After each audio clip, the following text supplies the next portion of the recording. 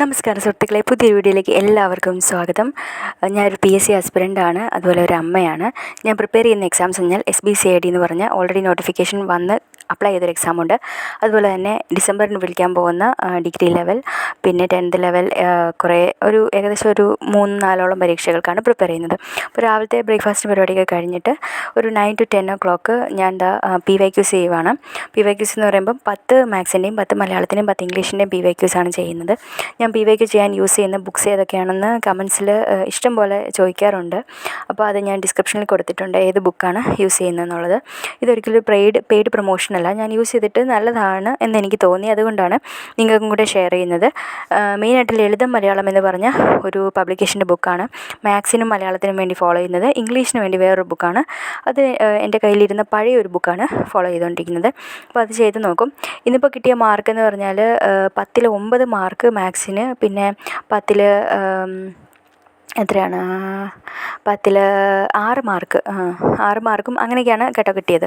പിന്നെ തെറ്റിപ്പോയ ടോപ്പിക്സ് എല്ലാം ഞാൻ എഴുതി വെച്ചിട്ടുണ്ട്. മാത്സിൻ്റെ സ്ക്വയർ റൂട്ടും എക്സ്പോണൻസും ഒക്കെ തെറ്റിപ്പോയി. ഇംഗ്ലീഷിൽ തെറ്റിപ്പോയ സംഭവങ്ങൾ എഴുതി വെച്ചു. അത് കഴിഞ്ഞ് കുഞ്ഞ് ഉറങ്ങിയ സമയത്ത് ഞാൻ വായിച്ച് നോക്കിയെന്ന് പറഞ്ഞാൽ 10ൻ്റെ SCRT കെമിസ്ട്രി തുടങ്ങുവാണ് പഠിക്കാനായിട്ട്. അപ്പോൾ കെമിസ്ട്രിയുടെ ഫസ്റ്റ് ചാപ്റ്ററായിട്ടുള്ള പീരിയോഡിക് ടേബിളും ഇലക്ട്രോൺ വിന്യാസവും എന്ന് പറഞ്ഞ ഒരു ചാപ്റ്ററാണ്.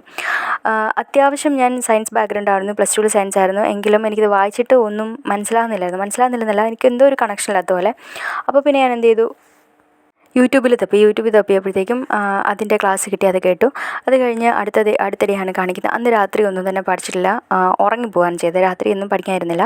അത് കഴിഞ്ഞിട്ട് നെക്സ്റ്റ് ഡേ ഇതുപോലെ തന്നെ രാവിലെ PYQs. ഇപ്പോൾ PYQs ചെയ്യുന്നത് ഞാൻ ഡെയിലി ഒരു ശീലമാക്കി മാറ്റിയിട്ടുണ്ട്.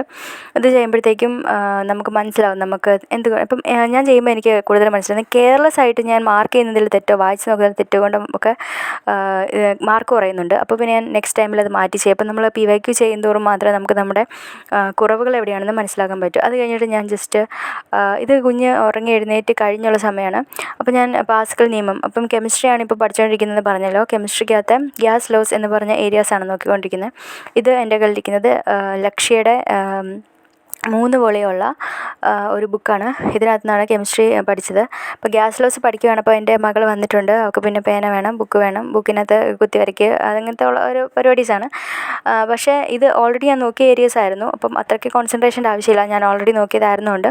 സോ ഞാൻ എന്തായാലും പഠിക്കാൻ തന്നെ തീരുമാനിച്ചു. ബാക്കി വായിച്ചുകൊണ്ടിരിക്കുകയാണ് കേട്ടോ. അപ്പോൾ അവൾ അവിടെ നിന്ന് ഇങ്ങനെയൊക്കെ ചെയ്യുന്നുണ്ട്, അടുത്ത് വന്ന് നിൽക്കുകയും പേന വെച്ച് വരയ്ക്കുകയൊക്കെ ചെയ്യും. അവളെന്താണെന്ന് വെച്ചാൽ ചെയ്തോട്ടെ, വരയ്ക്കട്ടെ എന്നുള്ളത് ഞാൻ വായിച്ചുകൊണ്ടിരിക്കുകയാണ് കേട്ടോ. അപ്പോൾ ഗ്യാസ് ലോസ് നോക്കുമ്പോഴും ഇത് വായിക്കുമ്പോഴും എനിക്ക് എന്തോ ഒരു കണക്ഷൻ കിട്ടാത്ത പോലെ തോന്നി. അപ്പോൾ ഞാൻ കിട്ടാത്ത പോലെ തോന്നുമ്പോൾ എന്ത് ചെയ്യും, അപ്പോൾ തന്നെ യൂട്യൂബ് എടുക്കും. യൂട്യൂബിനകത്ത് ഗ്യാസ് ലോസ് PSC എന്നടിച്ച് കൊടുക്കുമ്പോഴത്തേക്കും നമുക്ക് കുറേ ക്ലാസ്സസ് വരും.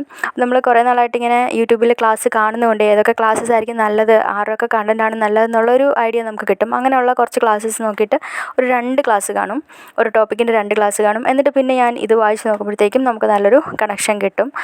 അതുപോലെ തന്നെ ഇന്നിപ്പം ഞാൻ ഗ്യാസ് ലോസ് പഠിക്കാനാണ് ഉദ്ദേശിച്ചിട്ടുണ്ടെങ്കിൽ ഞാൻ പകൽ സമയത്ത് ജോലി ചെയ്യുന്ന സമയത്ത് ഈ ഗ്യാസ് ലോസിൻ്റെ യൂട്യൂബിലെ ക്ലാസ് കാണും കേട്ടോ. പിന്നെ ഇതിപ്പോൾ നെക്സ്റ്റ് ഡേ ആണ്. നെക്സ്റ്റ് ഡേ ഞാൻ രാവിലെ എഴുന്നേറ്റിട്ട് പഠിക്കാനുള്ള ടു ഡു ലിസ്റ്റ് എഴുതുവാണ്.